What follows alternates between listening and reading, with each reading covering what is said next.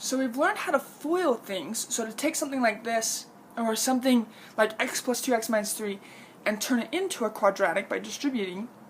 Now we're going to learn how to go backwards. So factoring takes a quadratic and writes them as two binomial factors being multiplied.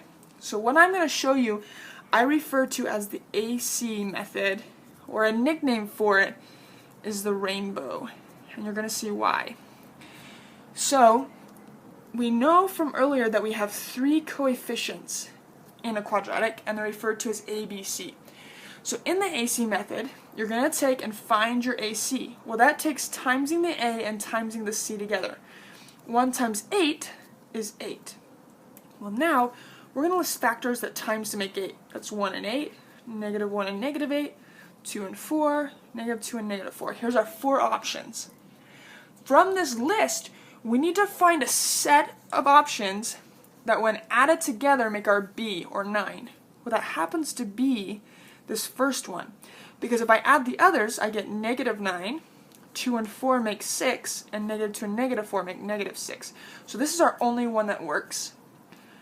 So what we do is, instead of writing 9x, we're going to break it down into the two smaller terms of plus x, plus 8x, and the last term stays the same.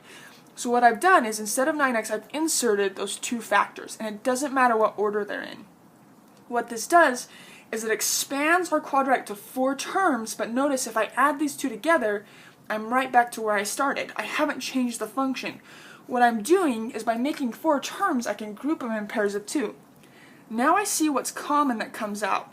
Well, in this case, an x comes out, which leaves us with x plus 1. What's common in this pair is an 8, which leaves us with x plus 1.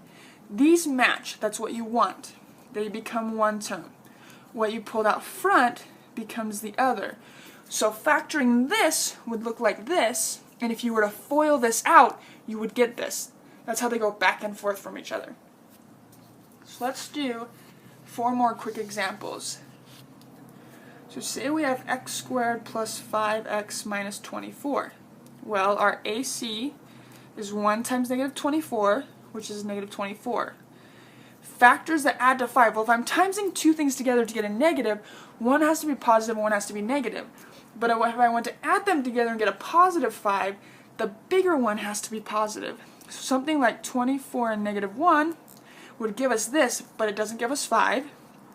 12 and negative 2 gives us this, but not that. 8 and negative 3, hey, that gives us 5.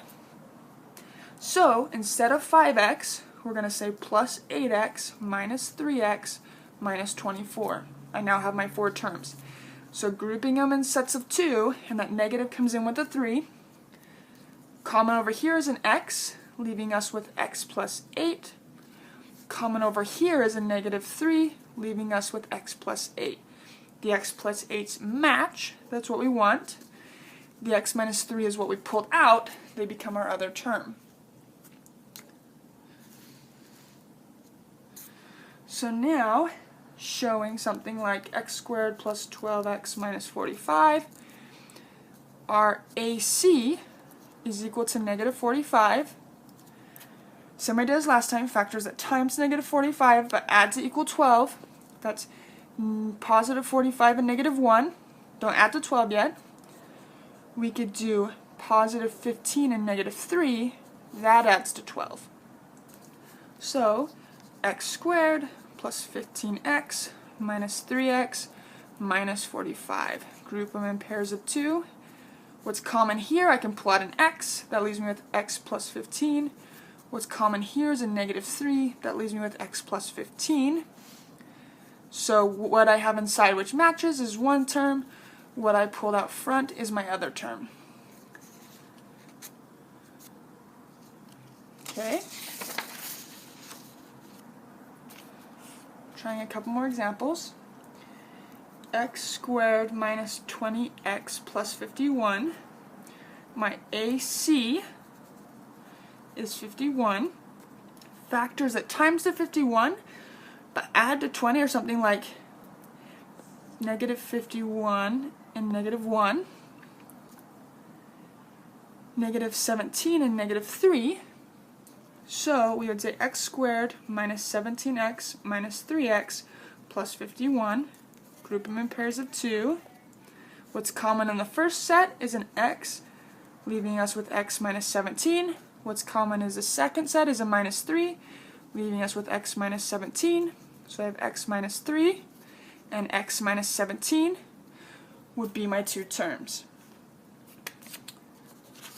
So let's notice another one. X squared minus 1 equals 0. Notice how it doesn't have this middle b term. Well, another way of saying this would be plus 0x minus 1. So my AC would be negative 1. Factors that times the negative 1 but add to equal 0 are a positive 1 and negative 1. So if I stick x squared plus x minus 1, I still get those four terms. Group them together. This has an x in common, leaving me with x plus 1. This has a minus 1 in common, leaving me with x plus 1. So what I have underneath is one term, and what I have outside is another. So notice, this factor should be x plus 1, x minus 1.